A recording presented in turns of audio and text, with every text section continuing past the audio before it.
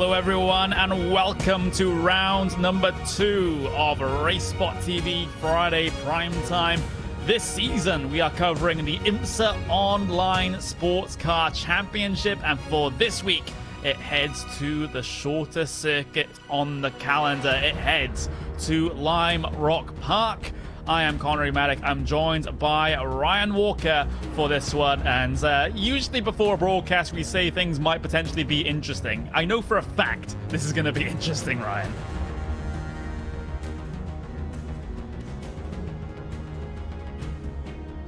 As we seem to have a problem with Ryan actually with his microphone, so we'll just continue on from this point forward. You can see the schedule up on screen for you now. We have Lime Rock Park as week number 2. Next week, after we're all done here at Lime Rock Park, we head to Road America, which is probably a track more suited to these cars. Speaking of tracks suited to these cars, Circuit Spa-Francorchamps at the beginning of April as well, and you just go through all those well-known tracks, Barcelona, Silverstone, and then you end up at Belle Isle for our finale here on RaceSpot TV Friday Primetime.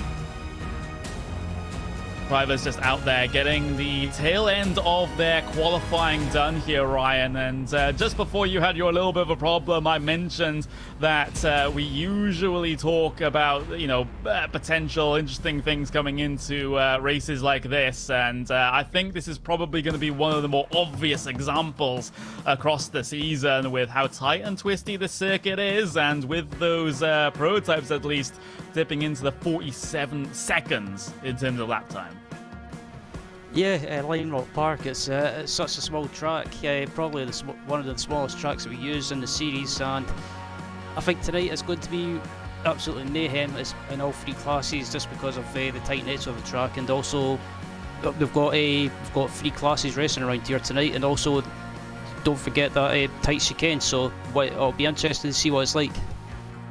Yeah, it should be very, very interesting indeed. We still got a couple of minutes of this qualifying session left remaining. Qualifying tends to get over and done with quite quickly here in solo car qualifying, considering basically most of everyone inside of the 50-second mark around here. So it's going to be fast. It is going to be furious in terms of those laps ticking by. We are still only a timed event though.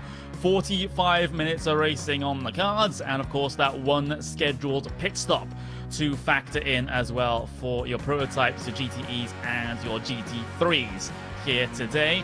In terms of provisional qualifying though, it's Tim Graven the top of the pile in terms of the overall standings at the moment. He is the only driver inside the 47-second mark at the moment, with drivers on the outside looking in as Jim Burgess. We got Girac in that prototype field as well, as we're seeing a lot of names in this field, Ryan, that I personally have not seen before, so it'll be intriguing to see how that actually plays out. Yeah, there's quite a lot of names that I've not seen either. There's a couple of names I recognise in the DPs, like you say. You've got Tim Graven, and also you've got the likes of Alan Day, who I've watched a few times, and he's not always the quickest driver, but he's when he's consistent, he gets a good result. But there's a few other drivers in the GT3 and GTE field that it's worth keeping an eye on as well. Yeah, and of course, before we get things going here, it's going to be a tough affair for all of these drivers involved. That is going to be pretty much an understatement. This track, very tight, very twisty, not a lot of room to maneuver, with a lot of cars on circuit as well. And when you add the multi-class nature to that whole equation, it just gets fun is probably the optimistic word to use. But as a driver, Ryan, coming into this, you know, what sort of attitude should you be taking? Should it be like damage limitation at all costs? I think around Lime Rock Park, it's kind of, if it was me anyway racing, I would probably take the cautious approach in the early stages of the race and then just see how it pans out. But the likes of Tim Graven, they might want to try and go as quickly as possible and try and pull away from the pack. Yep, they certainly will, and right now, at least over the 1 lap pace, he is basically half a second faster than his nearest competitor at the moment, so his objective is going to be run away from the rest of the field. We're about 20 seconds away from getting your starting grid here for week 2 of the IMSA Online Sports Car Championship. Thank you for joining us, of course, on YouTube and, of course, on Twitch as well.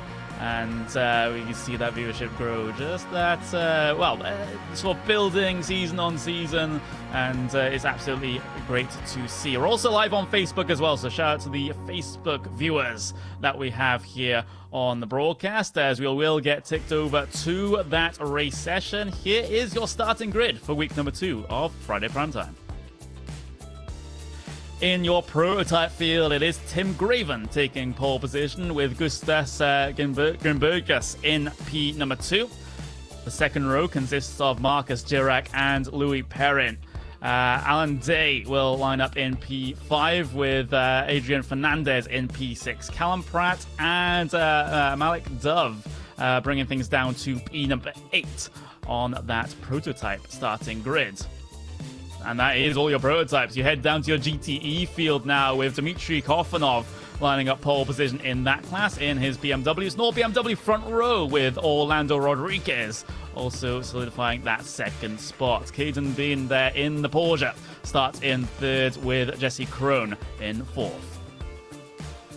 Marcus Deck starts in P5 with Stephen Ash in P6. Stratos Kurlagkitsis in P7. That's probably one of the hardest names I'm going to pronounce all day, as Manuel Mbon starts in P8. P9, Linus Tran in that particular position. Marcus Doval in P10. And Daniel Gazda in P number 11. P12 goes to Michael Goff. Jeremiah Morton starts in P13, and Yannick Schnetz in P14, with Richard Hounslow in P15, rounding out your GTE grid. And then in your GT3s, it is an Audi on pole position, Kilmania Almeida, bringing that car to the best spot on the qualifying grid for GT3s. You see Nicholas Short on that front row as well in his AMG Mercedes. It's an all Audi second row though. Niels Benedict and Jake Johansson line up in P3 and 4, and Jan Gebhardt will line up in P5. Votskatis in P6. You see Marek Cieslak further back as well. You see Krejza, and then you have the names such as Krauzuk, Vatlet, you have Manel as well.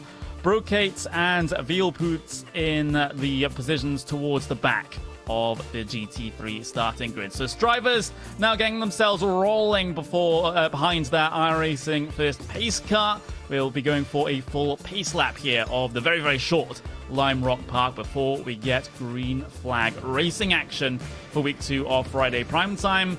Ryan, just a bit of final thoughts just before we get into this.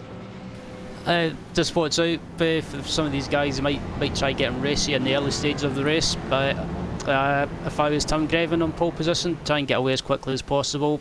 In the GT and GT3 class, I think it'll just be about matter of surviving this race and just survival of the fittest, basically. Survival of the fittest is Ryan's prediction for this race. They're coming up towards the final corner, so soon you'll see that Porsche Cup car dive itself on towards pit lane. They've already got separation between the classes here, always what you like to see. Prototype's going to be taking the race start in just a couple of moments' time. Field under the control of Tim Graven in that number 1 Daytona Prototype. He'll get himself off and away, and we're green flag racing at Lime Rock Park in the IMSA Online Sports Car Championship. An early challenge at P2, and there's a slide there from Girac through turn number 1. He's out into the grass. He gets cycled towards the back of the field. Here comes your GTE race start. That's actually passing him coming through the first sector. They've been able to get away well with Kofanov right at the front of the field. Bean has been able to gain 1 position up into P number 2. GT3 race start has also happened as well. Almeida leads the way in that, with Nicholas Short in second, Benedict in third. So just as they started in GT3s, but there's slow cars already. There's been cars involved, the bits of contact already. So this is indeed very hard to keep track of, but I'm not seeing anyone have major problems that meant they tow it back to pit lane. So I call that a success at this track. Yeah, absolutely. It's been a relatively clean start on lap 1, apart from a couple of issues with the contact with one of the DPs into turn 1. and but apart from that, no major issues. No major issues. You can see the some of the faster GTE cars sort of on the back of the Daytona Prototype train at the moment. That is sometimes does happen with the classes as close as they are. We'll have to see this how this interesting dynamic continues throughout the rest of the race. You're riding on board with your GTE race leader at the moment. That is Korfanov. He's being very closely chased by that Porsche of Caden Bin, as you can see on the rear view.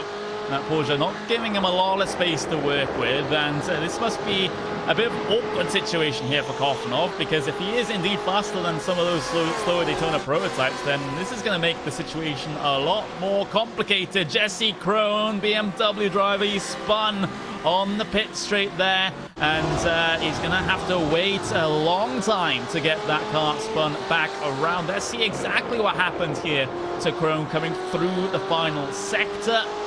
Under the bridge as he goes down the hill through the final corner. Is it just a simple case of breaking loose? Does he go a bit wide? He does just go a little bit wide and dips a couple of those tires in the grass, spins and hits the barrier, and has to wait for a rather long time to get himself spun back around. So dramas already in your GTE pack, and it continues as Jesse Krohn has now made contact with a GT3 Audi there of Cieslak through the first sector. So now the bumper's coming out.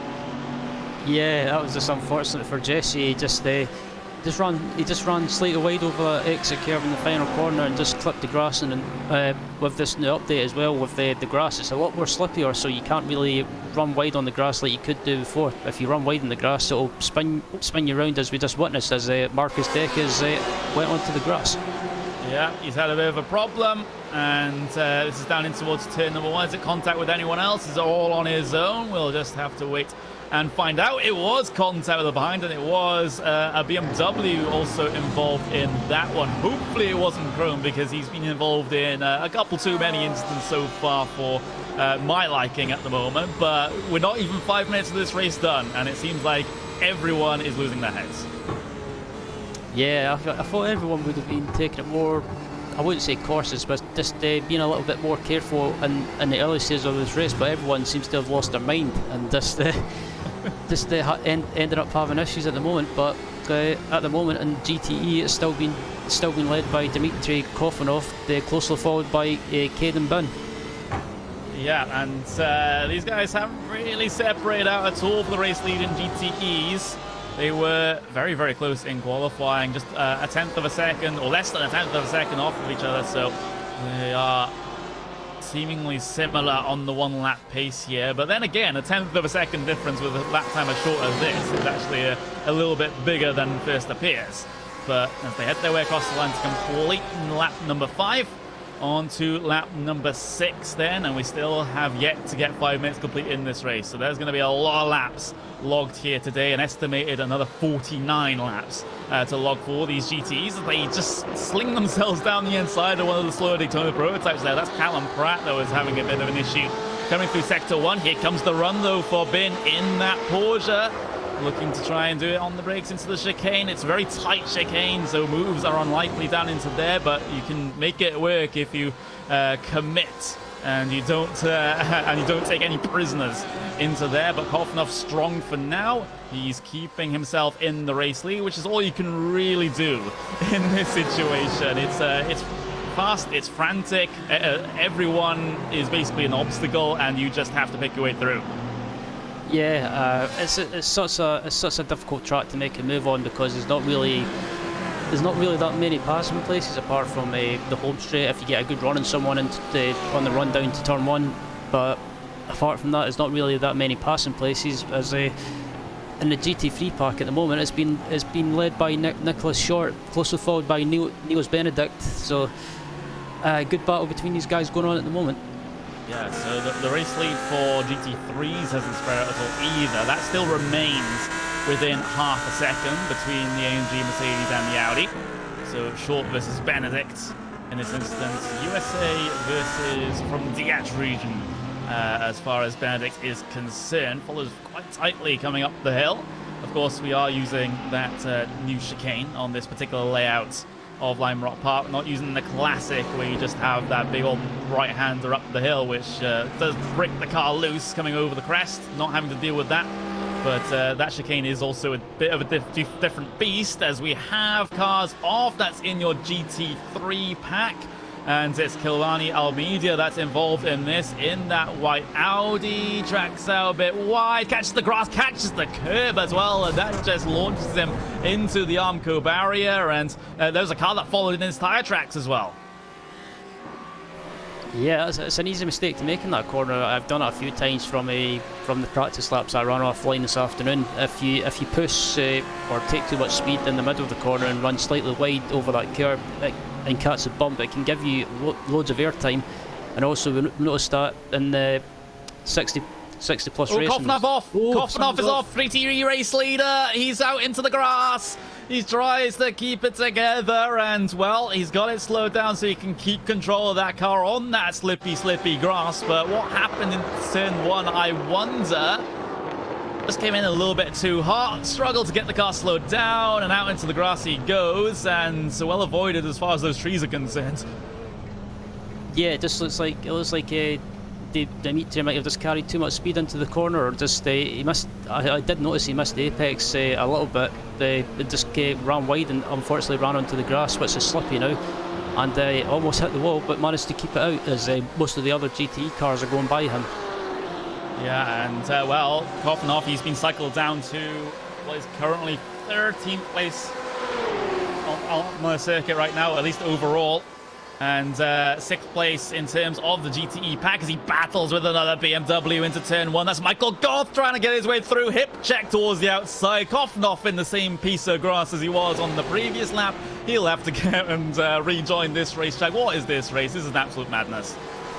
Yep, Lime Rock Park providing madness, and but also at the same time some great racing as well at the front of these classes. But Kofnov is the last couple of laps he's had issues, but at the moment in GT3 they've still got his battle for the lead going on as we ride on board with Benedict.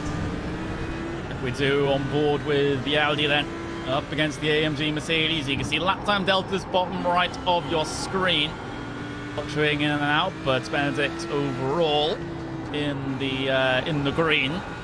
And of course he has whatever small amount of slipstream that you can get here around Lime Rock Park. It's not going to be much. You don't really build up towards the top speeds of these cars, as it's all about the line through the corners here. And well, through the first sector, it's just keeping himself in place, just that couple of tenths of a second back. And that's simply sometimes what you have to do, especially earlier on in these stints, is just to apply the pressure to the driver ahead of you, try and make them make a mistake. And we've seen a lot of those so far today, and maybe you can nip your way through and try and capitalize on an error. But Benedict was very good on the brakes into the chicane that time around, and he was able to close up yet another tenth of a second, but still not enough to be able to be in a position where he can manufacture a pass of his own. Yeah, absolutely. As they come onto the home straight now, and it looks like, I was about to say, I think Benedict might have got the run on short, but that's a good point you make there. It's this track is it's not really easy to pass around here. So sometimes being behind someone and just someone's off behind. Oh, someone is, and it's Linus Tran there that's had a problem in the BMW. Is it Conte or Jesse Krohn? There is another BMW involved in this one, I believe it is. So Krohn has had a absolutely horrible day. If this is contact, it's not contact. So Krohn doesn't continue on his little bits of contact so far this race. That was just Tran pushing wide all of his own accord coming through turn 1, and that's not the first time we've seen that. Meanwhile, we are actually seeing some GTEs lapping GT3s. That's Jesse Krohn actually trying to get through when your GT3 race leaders. Short actually dipped 2 tires into the grass. Here comes Benedict then. It's going to be 3 wide into turn 1. Surely that's not going to work. The prototype steams its way by. Benedict on the outside of Nicholas Short here, trying to wrestle that race lead back away. But Nicholas Short keeps it together. He maintains the race lead, but that was a sketchy situation for all involved. Yeah, that was one of those moments heading down to turn 1 with it 3 wide. That was a bit short, took a big gasp of breath heading down to turn 1, that's for sure, but they all managed to survive, and Short is still under attack from Benedict, and I think it's not a bad place for Benedict to be at the moment. He's just been patient. Yeah, he's just been sizing up his man at the moment. I mean, there's still 33 minutes left of this race, 33 and a half minutes left of this race, and there's still that scheduled pit stop to factor in as well. So there's going to be no rush at this stage. But just to give you a little bit of update as far as Daytona Prototypes are concerned, Tim Graven, well, he's shown what he has done in qualifying and in practice, starting to run away at the front of the field right now. He has a 4.3 second gap over his closest competitor, so he's starting to check out at the moment. Bordering on 4.5, 5 second gap at this racetrack is an absolutely huge amount. As this battle for P3 in Daytona Prototypes, though, that one's looking a lot closer. That is within a second. It's being disrupted right now, though, because they're trying to get their way by on a bit of GT traffic, and there's not a lot of room to do that around here. Yeah, it's at Lime Rock Park. It's, again, especially into the chicane, it's so hard to try and get by. But, Jesus. As Marcus just about runs out the back of Lewis in front of him, and they're lapping a couple of GT3 cars, and I don't think there's anything Marcus can really do at the moment. Yeah, and well, they are able to file their way through, and Girac trying to find a bit of mid-corner speed there to bring him closer towards the rear diffuser of that Daytona Prototype. He's basically pressing his nose right up there. Through the first sector. You are seeing a little bit front clip damage to both cars, though, on that driver's front left side, and actually both sides for Girac there, as he's been in the wars, it seems, but he gets a good run out of the chicane and, well, tries to get past Perrin now down through the middle sector. He's got the move done on the inside of the penultimate corner, so he gets promoted up into a podium spot, and I don't think there's much Perrin can reply with coming down into towards turn number 1. He's simply just too far back to be able to have a retort, so he'll have to take that take that loss on the chin, so to speak. But back to your GTE class, you can see as the BMW of Stephen Ash here in the battle for P3, so podium spot on offer in GTEs as well, this time BMW against Ferrari. Yep, as I was just looking throughout the GTE field as well, and it looks like most of the GTE field tonight is BMWs, with the odd exception of Ferrari like we're seeing at the moment. And this battle for P3 has been going on for pretty much since the start of the race, so I wonder if Stephen might try and do an early pit stop and try and jump Jeremy up in the pit stop. Yeah, it is an option that's open to him, but we'll have to see exactly what happens. Where, of course, they're going to be only taking the fuel, so I mean, these tyres don't last as long as they used to, but they're going to be fine for around about 45 minutes that this late race has to run. Half a second between Morton and Ash coming down through the pit straight and in towards turn number 1. And of course, you've actually got Richard Hounslow on the back of this as well. So count him in this battle, as now they'll establish a trio for third place. Absolutely, as just in the background as well, I think some of the Daytona Prototypes are coming around to lap these guys, so these guys will have to be on their feet when being lapped and keep an eye in the mirrors. But as they come up to the chicane now, they can't really make a move around here. But yeah, these guys will have to keep an eye on the Daytona Prototypes coming through very soon. Hounslow has a look on Ash, though, his fellow BMW driver. Not going to happen into the ball-to corner, but look at the run that Hounslow's got off the corner. He can't do anything with it, though, into the final corner. Can he do similar off of the final corner? That is going to be a no, but Morton is slow. Here comes Ash, then he's going to shoot the middle with the GT car on the left-hand side.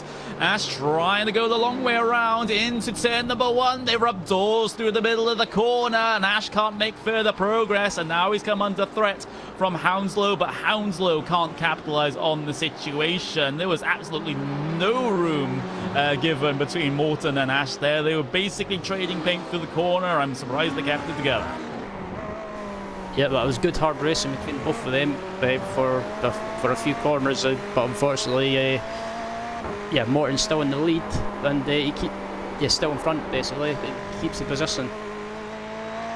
He does. Oh, Hounslow going a bit wide, coming through the second to last corner. Don't want to be doing that, especially with how close those. Well, there's absolutely no runoff here at Lime Rock Park, apart from that little escape road in towards turn number 1. So you do have to be very, very careful and keep all your tyres on the grey stuff. Hounslow having to deal with a little bit of GT3 traffic there, which will mean he drops off of this battle just a little bit. So he'll have to work at trying to gain that time back over the next couple of laps. But we still have half an hour to go, so it's not like he's running out of time at this point. Back to your GT3 race lead, though. Nicholas Short versus Niels Benedict. That is still within half a second, and I haven't seen it any larger than that since the start of the race.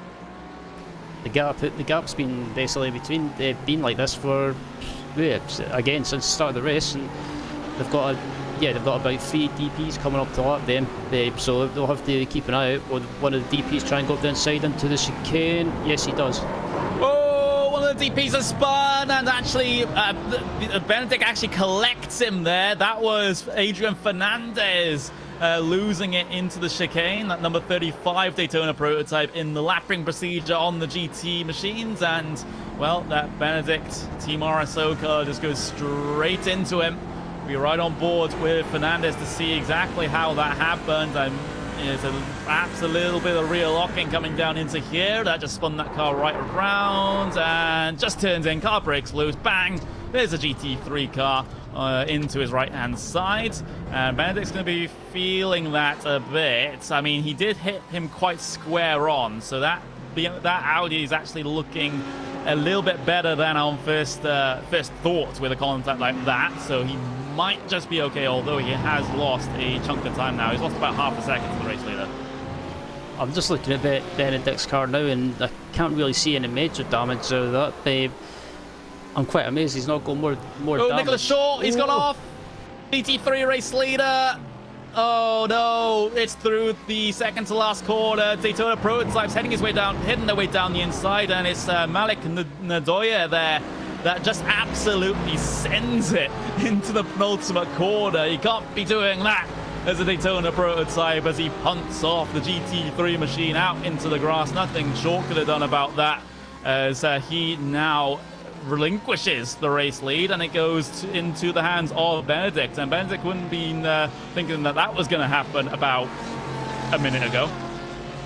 Yeah, that was unfortunate for sure. He just Oh, there's another crash in the chicane. Oh, the rejoin's terrible as well. Doya again. He's collected Benedict. He's hit 2 GT3 race leaders in the same lap here. Benedict, oh, that's a lot more damage to that Audi now. Absolutely. As I looked at the replay to see what happened, it was like Benedict comes up to the chicane, he turns in, and oh, that was... Well, I don't know about you, Connery, but that rejoin was absolutely pathetic. Absolutely. Benedict has to take to the pit lane, and that's not surprising with the state that Audi is in. You see Doya again. I don't know why. I'm not sure what the thought process is there. I'm not sure about you, Ryan. I have no idea. Maybe he was drunk. Please don't drink and drive. But yeah, that's a bit embarrassing there for that driver, and taking the tow back to pit lane as well. So that's going to be enough of that. And well, 25 minutes left and remaining. I'm not sure if my heart can sustain anymore.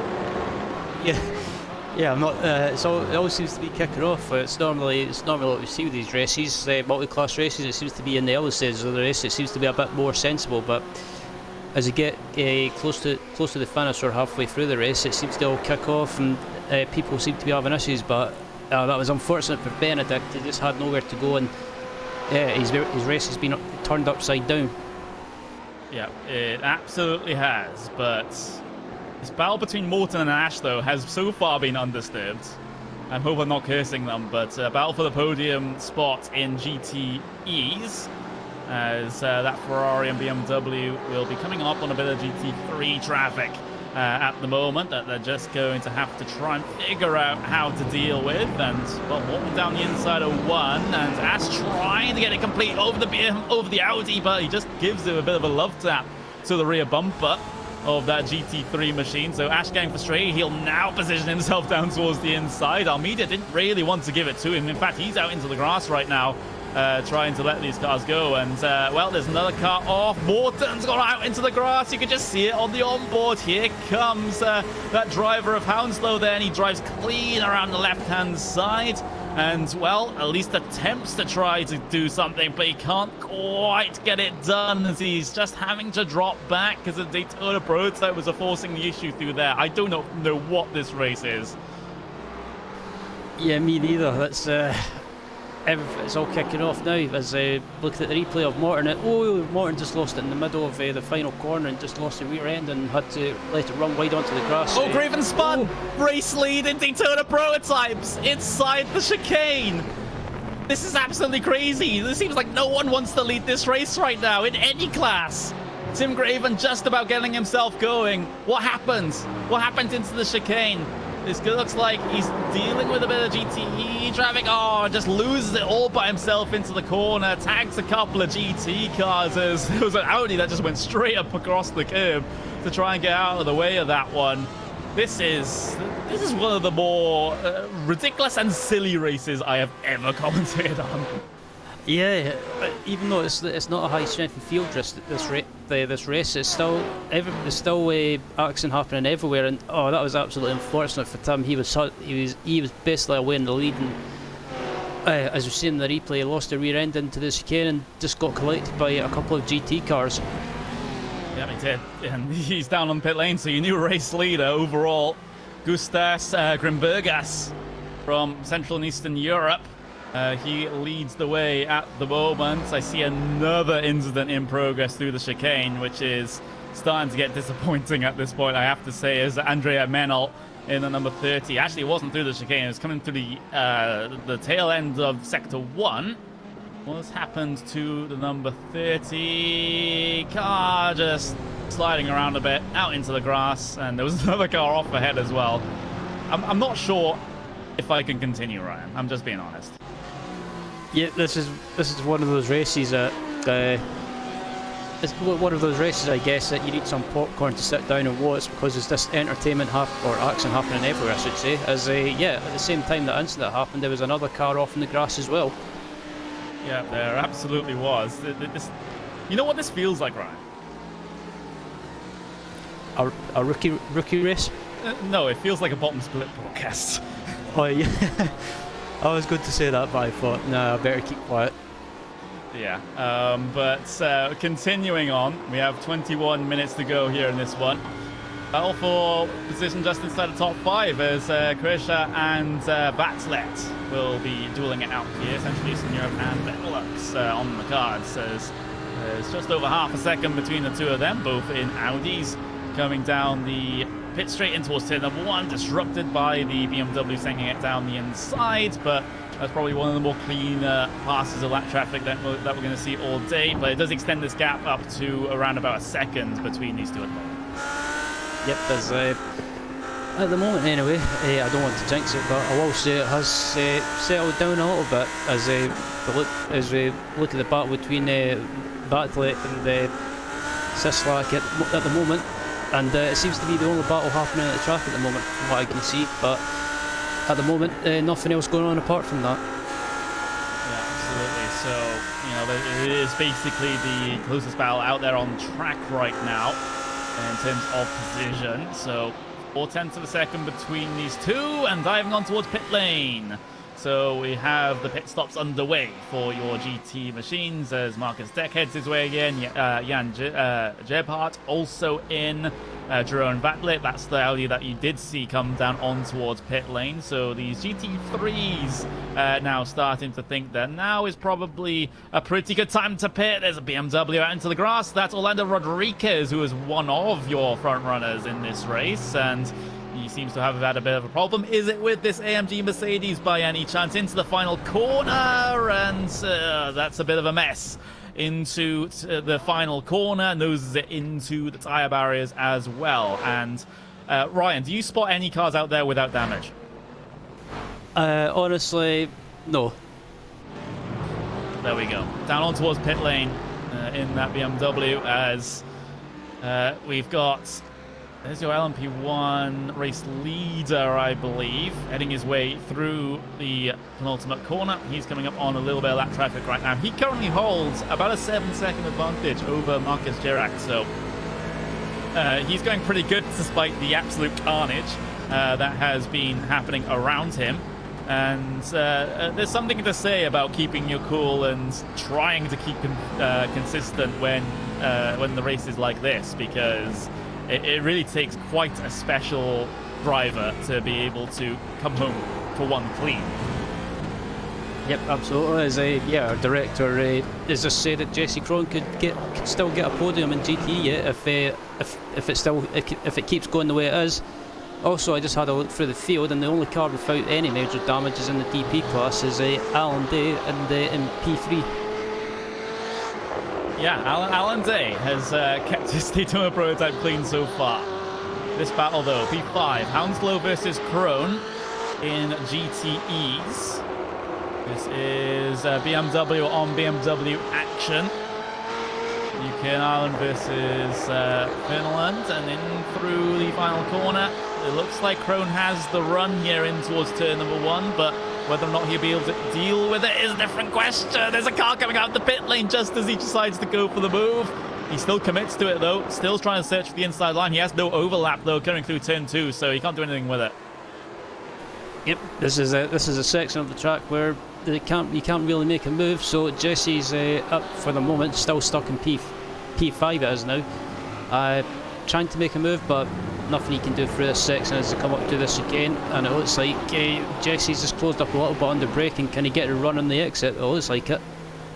Yeah, he does seem to be rather quick at this stage, despite all of the bumper banging that he's been involved in. Through those final couple of corners again. Towards the end of lap number 33, we still have about 22 of them to go. Next time they head their way across the line, Jesse Krohn not going to be on the offensive this time, simply too far back. There is your overall race leader, though, down onto the pit lane. Grimbergas has brought his car down in. Gerac actually stayed out, so he will log a lap led here in this situation. But soon he'll have to come down in for his service as well, as it may not even be that many laps before he decides to head his way in, especially with the front clip looking like that. It's probably seen better days. It's a bit battered and bruised, that's for sure, as he comes up to lap a BMW and he dives into the pit lane. Yeah, he does. Might as well try and get that front clip changed as well, so you at least have some fresh bodywork on the front end of that car. Coming up to 16 minutes left remaining in this one. Gerac down on towards the pit lane, and that will mean everyone except for Callum Pratt in Daytona Prototypes has come down in towards the pit lane. So that's basically Daytona Prototype pit stops done at the moment. In fact, that is pit stops done except for very few runners in your GTE field to get they're done, as that's your overall race leader there. That is Caden, or rather your GTE race leader, Caden Bin. Oh, yes, I mean, we have an overall leader that's a GTE. So excuse my confusion. It's just been, this race has been very, very interesting due to the pit stops of the Daytona Prototypes, and this GTE having not come in. It means that we have a GTE overall race leader, which is probably one of the more weird comments I'll make throughout this season, Ryan. Yep, I was getting confused for a few seconds as well, but it has happened in real life, a GTE car winning the overall at the Petit Le Mans event back in 2015, I believe it was. So yeah, you never know, weirder things will happen. Yep. Just a casual bit of 3-1. This is a battle for the race lead in 2 separate classes, so finally Grimbergas will be able to file his way through and take his rightful place as the overall race leader. So Caden Ben, he was overall race leader for around about a lap before he gets filed back into that second place overall. He currently holds a 12-second advantage over Stephen Ash right now, but remember, him and Ash have not come down on towards the pit lane just yet in GTEs, and well, exactly half of your GTE cars still haven't hit the pit lane, so they're seemingly stretching out the stints at this stage. Jesse Krohn, though, Richard Hounslow, they're stuck together like glue out there on track. Yep, and I believe that Jesse Krohn made a move for P4. It could have been a couple of laps ago, so I just noticed that he moved up into P4 ahead of Richard. So Jesse back on the move again and slowly getting back up through the GT pack. Yeah, he is. It was a very poor start to the race by all measures for Krohn, but he has been able to recover it in and amongst the everything else that happened. So he's, like I said, steadily climbing up through the field, and we'll get to see soon where he's going to file out in relation to the rest of the cars that have come down towards the pit lane, because we're still waiting for around about 5 cars in your GTE class to come down in and pit. Everyone else from the other 2 classes has come down in for their scheduled stop. It's just those 5 GTEs that haven't come down in just yet. And we'll be eagerly awaiting their presence on pit lane. Yep, as Krohn and Richard come through the chicane, and I've always liked watching Jesse Krohn in real life. He's always been one of those drivers that he's always been a quick driver in the Infinity races. Yeah, he always has been, of course, BMW Works driver, and of course repping the brand. In the BMW here at Lime Rock Park, and it's well, seemingly a very, very popular option. We have only one, well, we have 2 Porsches out there. We also saw a Ferrari as well. That's Jeremiah Morton sticking to his guns and going with the Ferrari. But right now, dare I say, things have calmed down a little bit with 12.5 minutes remaining. Yep, it always seems to be there's nothing going on at the moment from what I can see. Everything's been a lot more relaxed, let's just say, as Tim Grevin is in P3 at the moment and back out of the pits after getting some repairs after that incident. Yeah, so making sure that car is in a fit state to continue. He's out there still in a podium finishing spot right now, which is pretty good going, all things considered, for the driver of the #1 car. It wasn't even an incident influenced by anyone else, just lost it on the brakes coming through this section of the circuit, spinning that car around and collecting a couple of GT machines as they were trying to pick their way through on it. Well, for P4 though, in GT3s, 3.5 tenths of a second between these guys. I'm seeing a big incident through the first sector though, involving the number 32 car, I believe, as Martin Kreja is involved in this, and there was another car that I saw involved, and it was Orlando Rodriguez, basically got completely and utterly rear-ended by C-Slack. Oof, there we go. Yeah, I was just looking at the replay. Yeah, and Audi lost it into turn 1, and then in the background you see Rodriguez basically just getting pinballed into turn 1. You know, there's the answer to your question, Sebastian Vettel. This has been very much pinball, at least in terms of this race. There we go. One driver simply not slowing up for that car spun ahead. The driver ahead doing so. Rodriguez, the innocent party in that one. He was doing what the reasonable driver should do and slow up for that car spun on the inside, and sees like just straight up run into the back of him. Yeah, it was just unfortunate. Ooh, yeah, just watching the onboard. The directors have said as well, I don't think you would have seen him. So just unfortunately one of those incidents that he just seemed to be blindsided. Yeah, I mean those kinds of situations can and do happen, unfortunately. Seeing Jake Johansson have a problem in the 4. He was the second running GT3 machine. He still is, so he's able to rejoin the circuit and keep his position. But that rear wing has seen better days. Yeah, it's very, very second-hand indeed. But Jake's still sitting in P2 at the moment, so he's he's still in the. Oh, there's a big incident in the chicane. Big incident in the chicane. Yeah, Michael Goth involved in this one. Who else is? I'm seeing Linus Tran. That's also had a problem into there. And, well, we were talking about before this race even went live, Ryan, that this chicane would be a trouble spot. And he was seemingly right. Yep, it looks like Linus just went into the chicane, and unfortunately he's had to slow up for another car that was facing the wrong way in the middle of the chicane, and he just lost the rear end, but he's managed to keep going again. And a good thing I liked, when he got going again, he took the slip road on outside the track so he didn't get in the way. Oh, there's been a big incident on the pit lane, and Gebhardt has, well, gone so off the circuit he's had to take the tow back to pit lane. I don't think we should show the replay of this, to be honest, as he basically went stratospheric on us. But he's just going to have to retire from the race now. That's a massive amount of damage to that AMG Mercedes. And, well, we're under 10 minutes to go, so it's going to be over soon, Ryan. It's going to be over soon. Yeah, some of these drivers are probably wishing that the race is over already. I'm seeing the number 7. That's a race-leading GTE machine. Caden Bin has slowed up coming through the first sector, and it was contact with the Daytona Prototype. Louis Perrin heading his way through and breaking... there we go.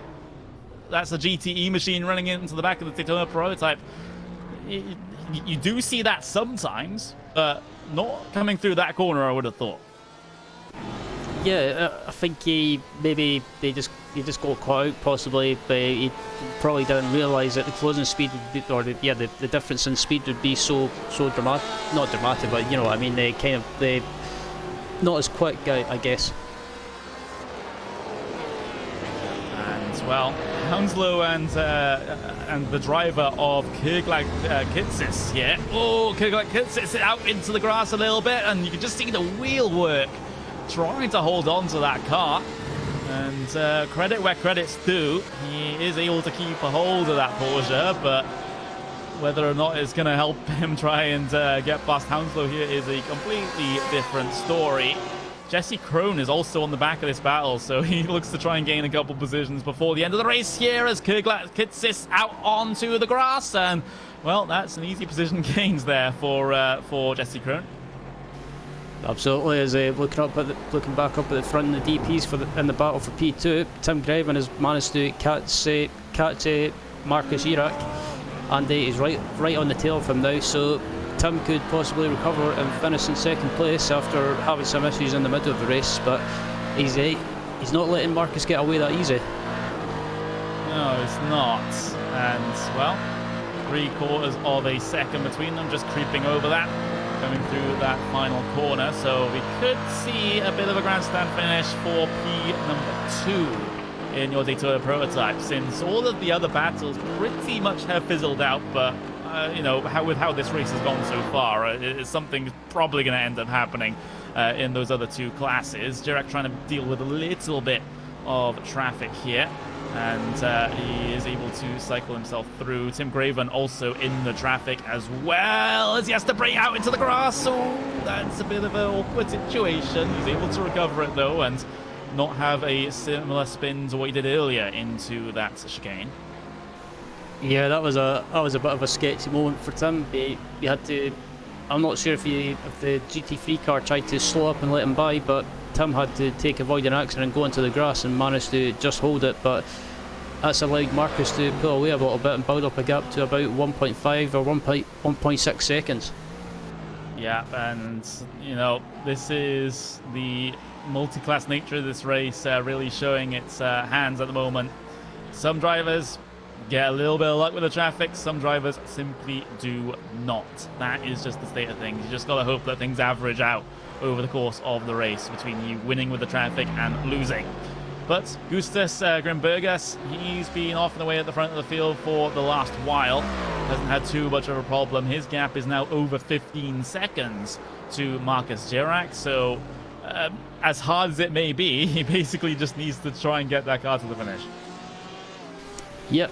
And looking at the looking at the GTs as well, it's still being led by Caden Dunn, and Caden just needs to get to the finish because I'm looking behind him. He doesn't seem to have anyone threatening him.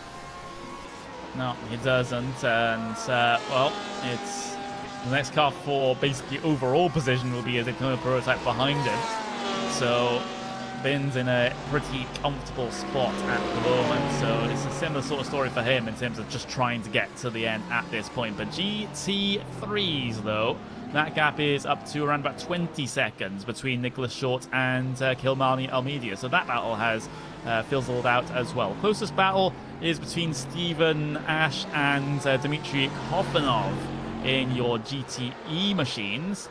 This is the battle for second place in that class, and Kofanov, after a horrible couple of laps earlier on, he's been able to pull up by his bootstraps, and he's been able to get going, and, well, he's now potentially going to haul himself onto the second step of the podium. Absolutely. I'm not sure, I don't know if he's pitted or not, but Jesse Krohn, I've not seen, I don't know if something's happened to him, if he's had to pit or make another pit stop, but he seems to have fallen back after being close to the top three at one point. Yeah, you can see the lap time delta is very much in the favour of Kofanov. He's gaining 4-5 tenths of a second a lap here over Stephen Ash, and when you consider that the lap time is around, well, just under 50 seconds each time you head your way around there, that's a huge chunk of time in the grand scheme of things that he is closing in. You can even just see it visually on the onboard as well. He's seemingly so much more comfortable coming through these corners, and he's soon going to be locked onto the back of that number 8 machine.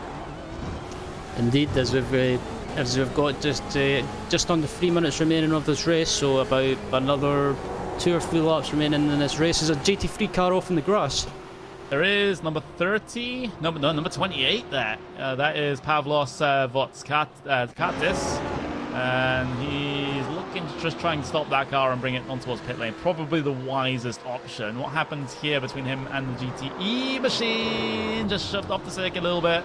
Votskatis, he couldn't have gone much more to the left-hand side of the track if he tried there. He even had 2 tyres in the grass to try and let that GTE machine by, but GTE machine still wanted to take more. And there was absolutely nothing that the Audi could have done about that. But 2 minutes left remaining in this race. Still around about 3.5 laps. So there's still plenty that can happen. Indeed, there's not really that many battles going on apart from this one going on between these 3 BMWs in the GTE class, and yeah, I have to say, Conrad, it seems to have been a race of, I guess in a way, attrition. This is probably the definition of race of attrition, if I'm being completely honest. And we have another Daytona Prototype off. That is Louis Perrin again, coming through the first sector. Careful with the rejoin here, boy. And, well, he stays out of everyone's way. So, good example of a good rejoin. And he's back out there on the grey stuff, which is where all race cars should be. But with a minute and a half now left remaining in this race, it's quite a train between all 3 classes here coming through the middle sector. And hopefully doesn't spell disaster as, well, it's Stephen Ash and Kofanov. So that's the battle for P number 2 in your GTE class that's going to come down to the wire a minute ago as they head their way across the line. That's around about 2 laps that they'll be able to try and duel this one out. And mind you, they are around about 8 seconds behind Caden Bin, so they're not going to be able to reel in your race leader over 2 laps, that's for certain. But to sort out the differences for the final 2 steps, certainly. Yep, as Ben just has to get around and keep it clean, and he's got the win in the bag. But the battle for second and third place on the podium is not being sorted yet. But I think this battle will go right down, or possibly go right down to the last lap. It will. So white flag out there. Grimbergus has just taken the white flag, so this is going to be the final lap. These guys heading their way across the start-finish line then. And, well, who's going to finish second in this? Is it Stephen Ash, who's been on the defensive all, well, at least for the last 10 or so laps, or is it Dmitry Kofanov on the recovery drive, bringing himself onto that second step of the podium? That is going to be the question in that battle. But Grimbergus, he's kept his nose clean through the second half of this race. and it's just a couple more corners to go before he's able to take the checkered flag and to take the win overall. And in the Daytona Prototypes, through the final corner he comes. The Central and Eastern European driver, Gustav Skrimbergas, heads his way across the line to win in Daytona Prototypes. You also see Caden Bin shortly head his way across the line. But meanwhile, this P2 battle is dueling through the final couple of corners. But Stephen Ash has been able to hold on. He comes across the line in second place. And there is your GT3 race leader, now race winner. Nicholas Short from California heads his way across the line to take the checkered flag, and that is that, Ryan. Yeah, fantastic race. That was absolutely chaotic to watch, but great racing overall, and they got a great drive by Grambergus to take the win. Yeah, and after what was the definition of a race of attrition, that's a very clean looking Daytona Prototype out there at the moment. That's won it all. A race of survival by every single measure. But here are your official race results from Lionwood Park. In your Daytona Prototypes, it's Grinbergus that comes away with the race win. Jirak in second place. Tim Graven, after leading by a considerable amount early on, a mistake into the chicane means he gets cycled back into third place. Alan Day in P4, Louis Perrin in P5, Callum Pratt, Malik Nadoya, and Adrian Fernandez will round out the 8 cars in your Daytona Prototypes. In GTEs, it looks a little bit like this. Caden Bing comes away with the race win in the Porsche amongst a field of entirely BMWs. Fantastic work there for the driver of the number 7. Stephen Ash comes away with a P2 after being chased in the late stages by Dmitry Kofanov. Jesse Krohn comes away with a P4 after a struggle at the very start of the race. Kurglat Kitsis in P number 5. We see Doval in P6. Michael Goff in P7.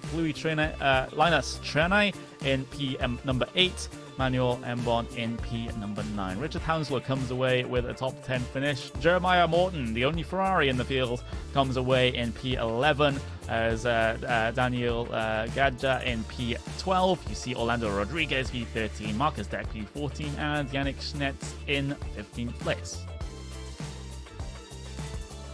In GT3s, Nicholas Short comes away with a race win in the AMG Mercedes amongst a lot of Audis, as Almeida comes home in P number 2. Krauzak in P number 3. He had a very, very quiet race, and that's basically all you need here at Lime Rock Park to come away with a top 3 finish. Jerome Vettel in P number 4. Krejat will finish in P5. Votkatis in P6. Brocate in P7. Menel 8. Cheeselek in 9th, and Johansson finishes inside the top 10. Jan Gebhardt P11, Niels Benedict P12, and Vielputz in P13. And there we go. It was a very chaotic. We said interesting in the pre-race show. We're probably understating it a little bit there, Ryan. Yeah. Like I mentioned earlier, I think that's probably a race that I could sum up as a race of attrition, and what's in that race just proved that. But again, great racing nevertheless, and some shocks and some incidents going on, but overall I think it was a great race to commentate on. It certainly gave me a vocal workout, let me tell you that, with the race leaders just going off everywhere and anywhere, as it turns out. But yeah, that was a bit of a battle to get through, not just for the drivers, but for us to get through as well. But we return to regularly scheduled programming in terms of the schedule here, with a track more suited to these cars of Road America, I believe, is up next, Ryan. Yep, Road America, another one of my favourite tracks in iRacing. In any series, but my favourite thing for it is multi-class racing, just because of again, you'll get close racing, and also with the long straights at Road America, there'll be plenty of slipstream battles going on. Yeah, so basically the complete opposite of this race. Hopefully people keep it clean at Road America. It always plays host to some absolutely brilliant racing. I've commentated so many awesome finishes at Road Atlanta. It's impossible to count them all on two hands, and I'm looking forward to going back there. I haven't commentated a race there in quite a while, so that will certainly be very, very fun. But with that, that's all that we have time for here on Race Sport TV on the iRacing Esports Network. This was Race Sport TV Friday Prime Time, the IMSA Online Sports Car Championship round number 2 at Lime Rock Park. I've been Connery Maddock. That's been Ryan Walker. Paul Smith behind the scenes trying to keep track of what was going on here today. Alex Horn for providing us the TV cameras for Lime Rock Park. But join us same time, same place next week for Road America in the IMSA Series.